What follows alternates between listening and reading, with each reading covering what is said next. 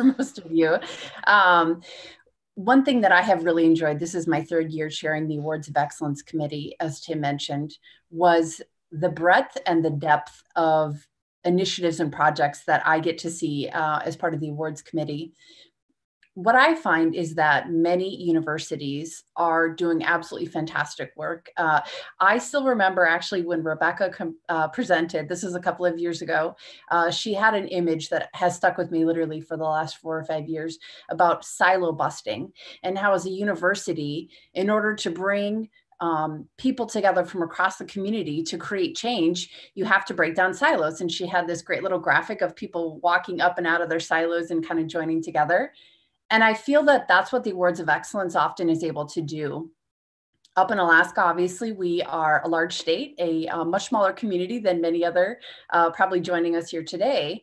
And we still have trouble often with people knowing about the great work that's happening at the university.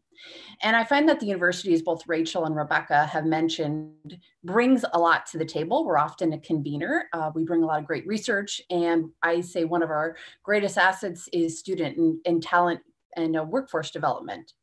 So through the Awards of Excellence, what we find is they're an excellent way to not only showcase the great work that often universities or community colleges are doing, but it also is an opportunity to really highlight great collaboration that's going on. So I'm sure as many of you find, and right now we are doing everything virtually. We have had to really come together as a community due to necessity, right? And being able to highlight and really celebrate when communities can collaborate to have economic development initiatives and really push innovation forward in their community, that's something we want to celebrate. That's one great thing that comes out of the awards. Another great thing is we have developed a community of practitioners. One thing that I have really enjoyed seeing are projects that have come over the years that will reference, just like I did with Rebecca's project, and say, we saw their project 4 years ago. We have continued to model our, particular project after that. We found that their project was amazing and we've been able to tailor it for our community. So we spend a lot less time and effort recreating the wheel, and instead are able to share and really thought partner and collaborate with practitioners from across North America. I appreciate that being up in Alaska. I love my community. I've lived here most of my life, but as many of you can imagine, implementing projects looks a little different up here. We have a lot of rural communities. And so through the awards, I'm able to find great work being done across North America in terms of talent, innovation, and place. And I'm able to really speak to those communities and to those practitioners and say, how are you doing that? What does that look like? How could I maybe do that in my community? That's really valuable to me, and something that I really, really enjoy about the awards program. And over the last few years, I would say there's actually been an increase in programs coming forward that are working to do economic development, particularly with underserved communities. I know that equity is a big topic of discussion up here in Alaska, and I'm sure in many different communities across the globe. And finding and celebrating programs that work with female entrepreneurs, for example, today is actually Women's Entrepreneurship Day.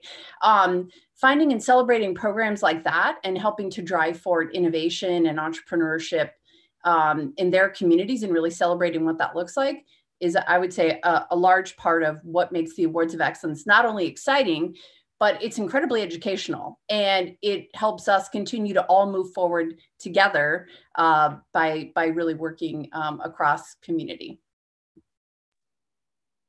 Thanks, Margot. And I want to turn it back to Rachel and look systemically now at the ecosystem. You have these little these initiatives and these projects that institutions are working on. What impact do they have on the greater ecosystem? How does that actually roll up into the broader initiatives, sustainability, resilience, overall diversity of that ecosystem?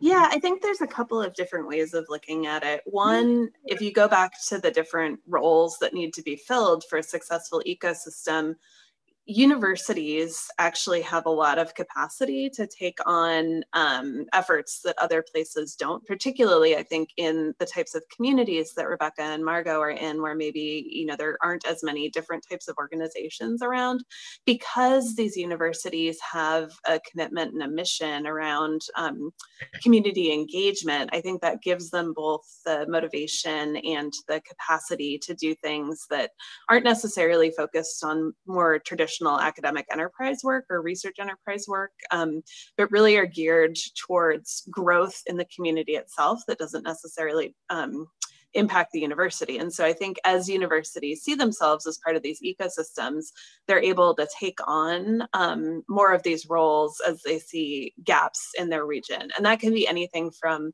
hosting a early stage investment fund or an accelerator, or creating a low-cost fee-for-service access to equipment, or simply going out and doing community engagement activities to make clear that the university is contributing to a culture of innovation and values that in the community.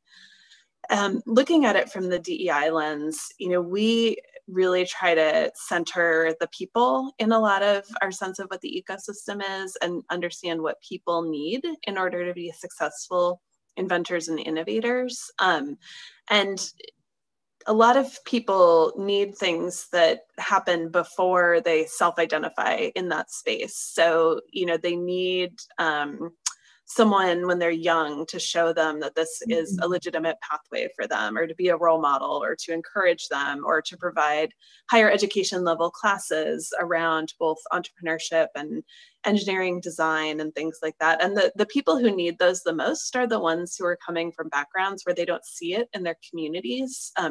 There's a big report that came out a couple of years ago in the US, from which one of the conclusions was the biggest predictor of someone becoming an inventor and having patents was having someone in their neighborhood who similarly had patents and was an inventor. And so the people who aren't in that situation get left behind. And that's where universities and other organizations can step in and provide those extra resources that make it possible for everyone, independent of how rich they are or what color their skin is, to be successful in that space. Thank you. And universities actually have a designation that Kansas State University, I know, is a designated institution, and it's called the Innovation and Economic Prosperity Designation.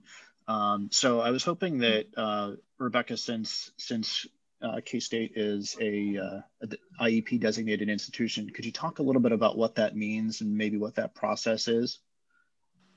Absolutely.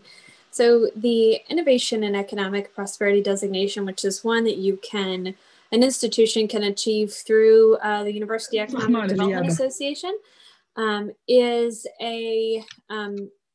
really a commitment, first and foremost, to a rigorous self-study process. So for us, that meant looking both internally and externally at our stakeholders and asking them both what we did well in terms of economic engagement, how we were helping to grow our region, and then also where we needed to grow, where we weren't so strong, and what the gaps were. And through that rigorous self-study, then the institution is asked to develop both an overview of what those really areas of achievement have been, and then also where a growth and improvement plan that identifies a pretty specific path forward in terms of the institution's commitment to economic engagement. For our institution, this was led at the highest level. So it was a commitment from our university president who said, we want to make this commitment and we want to go through the process. And we then pulled together a committee of, probably 20 stakeholders from around campus, leaders from around campus and in the community who helped us to both identify other stakeholders internally and externally that we then surveyed, had town hall meetings with over probably an 8-month time period for us. Some institutions take 2 or 3 years to go through this process. We ultimately surveyed over 900 stakeholders through that process to understand those strengths and gaps, and then submitted much of that sort of the work product of that analysis. And now it is what guides our institution as a strategy going forward on how we engage in innovation, economic engagement, and how we support the communities both really locally, but also regionally and across our state. So this is really a sort of a seal, an award almost that shows your commitment as an institution to innovation and economic prosperity, and that's a big step, and as you said, that is something that any university can participate in through the University Economic Development Association, through our organization. So if you'd like more information, our website is up there and you can get in contact with me. And I want to pass it back to Margot, who looks at, we talked about, from Rebecca's standpoint, the excellence of the institution itself. I want to talk a little bit more about the excellence of the initiatives that occur at institutions, Margot, and see if you can connect us with some common trends that you're seeing in those initiatives across the spectrum of what you've reviewed relative to the awards of excellence, and perhaps connect that to how they've impacted the innovation ecosystems in which they're engaged. Absolutely. So as Tim mentioned a little bit about the awards of excellence, we have UWITA members and also non-UWITA members apply. They submit a project or initiative, and they're looking at a couple of different categories. So talent, innovation, and place, as Tim mentioned earlier, and then actually the intersection of those as well. What I really enjoy about the awards of excellence is that we find innovation and great things happening in a number of different ways, right? We're not all doing the exact same thing in the exact same way. Something that I have found to be really exciting over the last few years that I've been chairing the awards committee is actually has a lot to do with something Rachel brought up earlier. Oftentimes in entrepreneurship and innovation spaces, we find that young people, they don't know what they don't know, right? That's true for all of us. If you've never seen somebody be an entrepreneur or be part of a startup, often they have no idea what that looks like. They don't know what that means for them. And so that might be a potential fantastic career path, but if they don't even know about it, it's not going to be normalized as a potential pathway for them. So there's been an increasing number of universities and community colleges that have been submitting awards of excellence for fantastic accelerator programs, especially student-based accelerator programs. Sometimes they're pre-accelerator programs. I think there's a lot of people think of an accelerator as something that you might already have a business that you're going through. Pre-accelerators, I actually co-lead a student accelerator at my university that's called Upstart Alpha. And we have students who are often in the very, very idea stage, right? So that might be even considered a pre-accelerator. But to Rachel's point, if they haven't seen what a career in entrepreneurship could look like for them, part of going through a program like that really introduces them to the idea of what does it mean to run your own startup.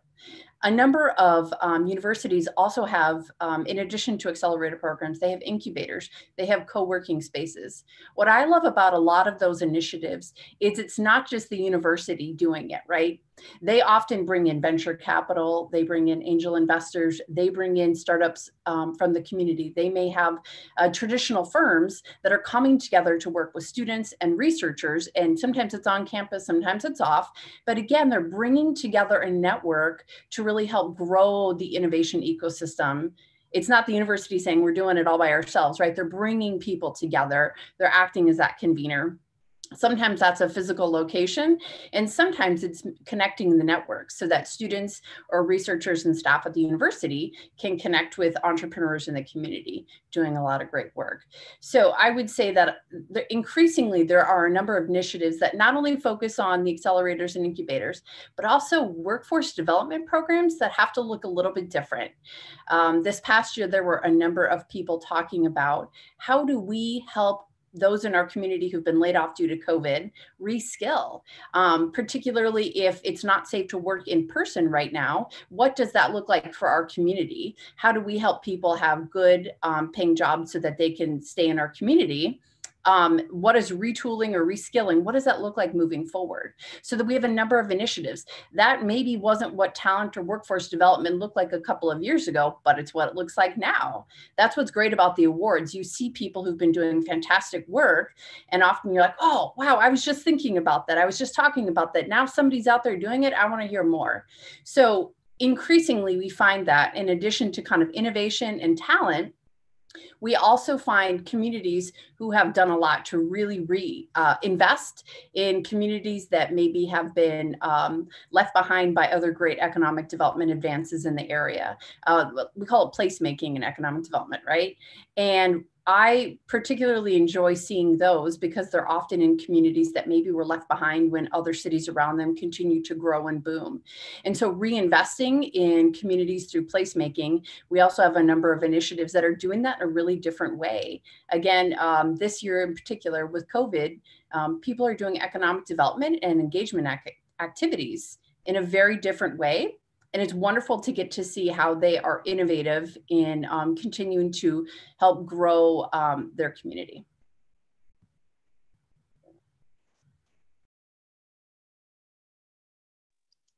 I can't find my unmute button. Sorry. And I think that,